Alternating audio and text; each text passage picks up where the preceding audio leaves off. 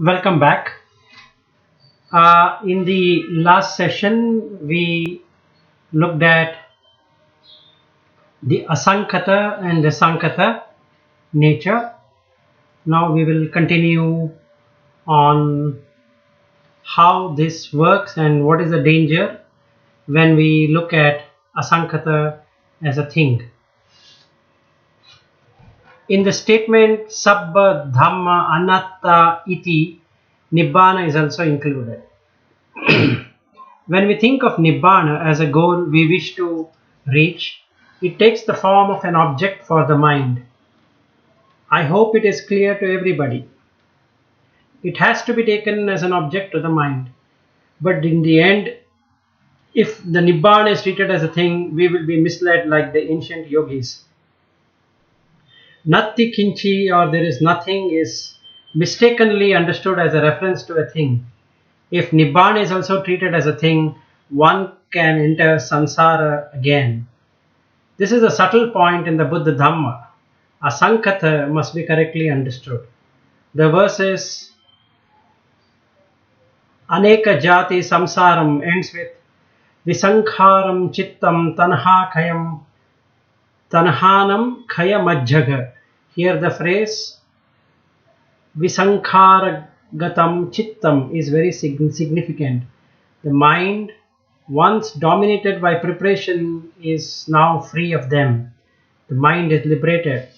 That is why it is said that the moment intention, chetana, and the specific preparation are abandoned, one experiences nirodha, or the cessation. There is yet another important phrase that describes Nibbana from another perspective.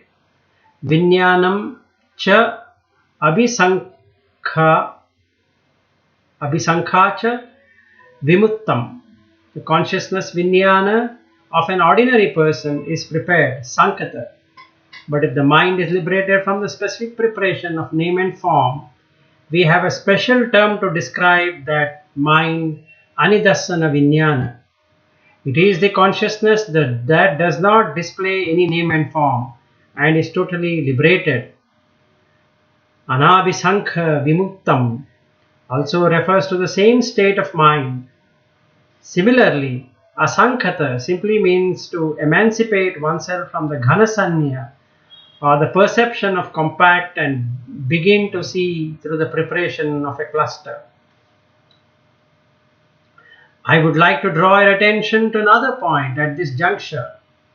Earlier, I pointed out to you that the word sankhara is used in the singular as kaya sankharo, vachi sankhara, and chitta sankharo, but reference to kamma, it is used in the plural.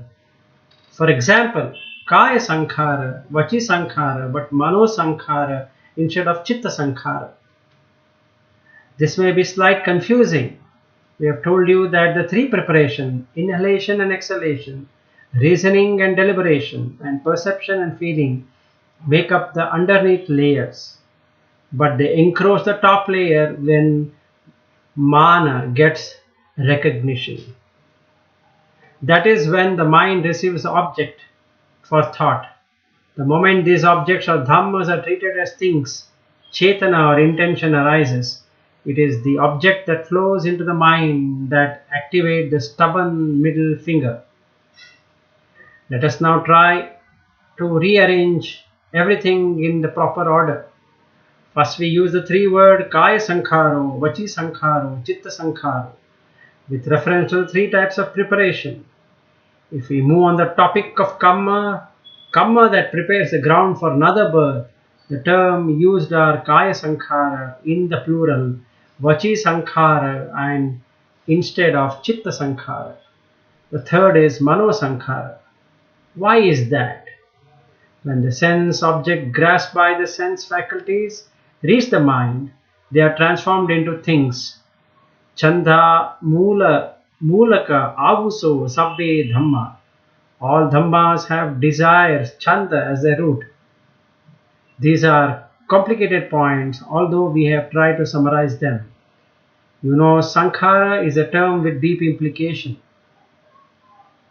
Beneath sankhara, or the prepared, runs the undercurrent of tanha, or craving. These are the words of the Buddha. Avidya sampassajena bhikkhave vedayitena puthassa asa asutavato puttujassa tanha uppanna tato jo so sankhara. Craving or tanha arises in ordinary worldly people who are afflicted by ignorance. Preparation or sankhara is born out of this craving. Think of respiration, for example. You may give up everything, but you cannot give up breathing. It is called the most elementary level of grasping. You know how hard a person grasps for breath at death. That shows that becoming is dependent on the three subtle preparation. The external factors come in later and continue to flow from birth to birth. The fundamental force that helps in preparation is tanha, craving. The preparation done in darkness of ignorance is the threefold: kaya sankharo, vachi sankharo, and chitta sankharo. The third preparation, chitta sankharo, becomes a mano sankhara, a preparation of the mind when it assumes a gross state, when it becomes prepared. With the mere arising of the feeling and perception, there is no accumulation of karma. That is called as mano sanchetana.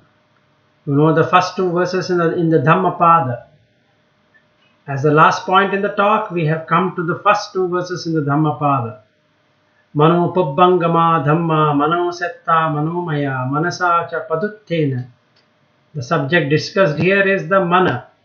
Mind takes responsibilities, being in forefront of mental object or Dhamma. Wholesome or unwholesome intentions or chetana are activated at this point. Kamma is thus accumulated. Try to understand all the points we discussed today. We talked about sankhara, abhisankhara, chetana, sanchetana, sankhata and asankhata. The summary of the talk is contained in these words. You can now understand the significance of the Buddha's words, yam kinchi dukkham sambhoti sabbam sankhara pachaya, but it is not a very popular statement. It is very amusing to see that the most fascinating or interesting song in the Buddha's teaching is the last thing we hear on earth. Anicca vata sankhara uppadavaya dhammino upajjitva nirujjanti tesam upasamo sukho. To tell you the truth, my first impulse was to begin this discourse with this verse, but I knew you would walk out on hearing it. That is what I brought it out in the last. Anicca vata sankhara. It is one of the most profound verse, but it faced the same fate of Satipatthana Sutta. Both have been reduced to the level of a pumpkin among the funeral rites. But you can see that this verse carries a meaning and a message, and its very depth. Anicca vata sankhara uppadavaya dhammino. Anicca, there is a confusion on what it is. Anicca represent another way of explanation by the Buddha. Uppadavayatena anicca. Uppada is producing, and vaya is reduction of that, or we start using it and it gets lesser and lesser or reduced. So uppada vaya dhammino is what is all about. Everything which is prepared, which is conditioned, which is brought about, that is what this sankhara is all about. And they arise and they quickly pass away. Upajjitva nirujjanti, they arise and cease. Tesam upasamo sukho. Tesam, that is the person who knows this. Upasamo, that is a person who pacifies it, feels the bliss, and the sukha is nothing but the nibbana. So we can go over this once again. Anicca vata sankhara Uppadavaya dhammino upajjitva nirujjanti te sambhupasamo sukho. Let us now enrich this treasure of a verse with another Buddha's word. Again, we can recite the same one and reflect upon it once again so that it stays with us, not just as a recitation, but one who can go into savitakka, savichara, piti, sukha, ekagrata and get into the fourth jhana by doing this. That is all the verse says, but let us expand on it. In the sankharas refer to the above verse from inhalation and exhalation to the more gross preparation called abhisankhara. The nature of arising and ceasing is evident, but the ignorance, avidya, does not make us see that as soon as there is an arising, there is passing away in the breath itself. Uppadavaya dhammino, but there occurs a more revealing exposition of sankhata. Tinimani bhikkhave sankhatassa sankhata lakhanani. Monks, three main characteristics are seen in preparation that have been prepared. What are those? Uppado panyati vayo panyati. It arises and passes away. That has to be seen as panya or with wisdom. Titasya anyatham panyati. An arising is visible, a cessation is visible. Furthermore, tithasya annatham tithi means being continuing. While continuing, a change is visible. We saw that sankhara is only arising and ceasing, but regarding sankhata, there is an arising, a passing away, and an otherwiseness of the apparently static nature. The Buddha explained, tithassa anyatham, a turning, otherwise an apparent static state. What is mistakenly seen as being, continuing, enduring, undergoes change. The essence of the problem lies hidden here. Now let us understand what is called as asankhata dhatu. You've heard about that asankhata refers to nibbana. This is how it is described. Tinimani bhikkhave asankhatassa asankhata lakhanani. It is non-prepared state. Three non-prepared characteristics are to be found. What are the three? Arising is not found, cessation is not found, and a change of an apparent static state is not found. With the cessation of consciousness or vijnana, with the cessation of name and form, with the cessation of six sense spheres, everything ceases. There is no possibility of arising and ceasing again. That is a point we try to drive in through our sermons on Nibbana.